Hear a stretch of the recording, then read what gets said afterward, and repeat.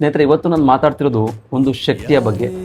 ಆ ಒಬ್ಬ ನಟ ಇವತ್ತು ನಮ್ಮ ಜೊತೆ ಆಚೆ ಇದ್ದಿದ್ರೆ ಸಿನಿಮಾ ಇಂಡಸ್ಟ್ರಿಯಲ್ಲಿ ಎಷ್ಟೆಲ್ಲ ಕೆಲಸಗಳಾಗಬೇಕಿತ್ತು. ಬಟ್ ಅವ್ರ ಬ್ಯಾಡ್ ಟೈಮ್ ಇವತ್ತು ಅವರು ಜೈಲಲ್ಲಿದ್ದಾರೆ. ನಾನು ಮಾತಾಡ್ತಿರೋದು ನಮ್ಮ ಪ್ರೀತಿಯ ಚಾಲೆಂಜಿಂಗ್ ಸ್ಟಾರ್ ದರ್ಶನ್ ಸರ್ ಬಗ್ಗೆ. ಹೌದಲ್ವಾ ಸ್ನೇಹಿತರೆ?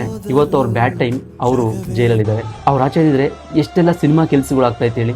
ಸಿನಿಮಾ ಮಾತ್ರ ಅಲ್ಲದೆ ರೈತರ ಕಷ್ಟ ಆಗಿರ್ಬೋದು, ಪ್ರಾಣಿಗಳ ಮೇಲೆ ಪ್ರೀತಿ ಆಗಿರ್ಬೋದು, ಅಥವಾ ಕಷ್ಟ ಅಂತ ಮನೆ ಹತ್ರ ಬಂದ ಅಭಿಮಾನಿಗಳಿಗೆ ಸಹಾಯ ಮಾಡೋದಾಗಿರ್ಬೋದು, ಹೀಗೆ ಸಾಕಷ್ಟು ಕೆಲಸಗಳು ನಮ್ಮ ಡಿ ಬಾಸ್ ಅವರು ಆಚೆ ಇದ್ದರೆ ಆಗ್ತಾ ಇತ್ತು. ಒಬ್ಬ ಸಾಮಾನ್ಯ ಲೈಟ್ ಮ್ಯಾನ್ ಆಗಿ ತಮ್ಮ ಜರ್ನಿನ ಸ್ಟಾರ್ಟ್ ಮಾಡಿದ್ರು. ಇವತ್ತು ಡಿ ಬಾಸ್ ಅನ್ನೋ ಒಂದು ಕೋಟೆ ಸಾಮ್ರಾಜ್ಯನೇ ಕಟ್ಬಿಟ್ಟಿದ್ದಾರೆ.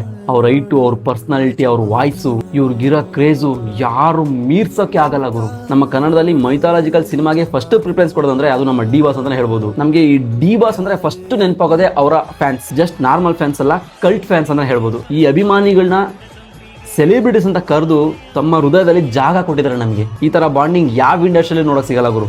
ಸೊ ಈ ವಿಡಿಯೋನ ಎಷ್ಟೆಲ್ಲ ಡಿ ಬಾಸ್ ಅಭಿಮಾನಿಗಳು ನೋಡ್ತಾ ಇದ್ದೀರಾ, ಅವರೆಲ್ಲ ಜಸ್ಟ್ ಸಣ್ಣದಾಗಿ ಒಂದೊಂದು ಸೆಂಟೆನ್ಸ್ನ ಬರ್ದಾಕಿ ಡಿ ಬಾಸ್ನ ಎಷ್ಟು ಮಿಸ್ ಮಾಡ್ಕೊಳ್ತೀರಾ ಅಂತ ನಾನು ನೋಡ್ತಿರ್ತೀನಿ.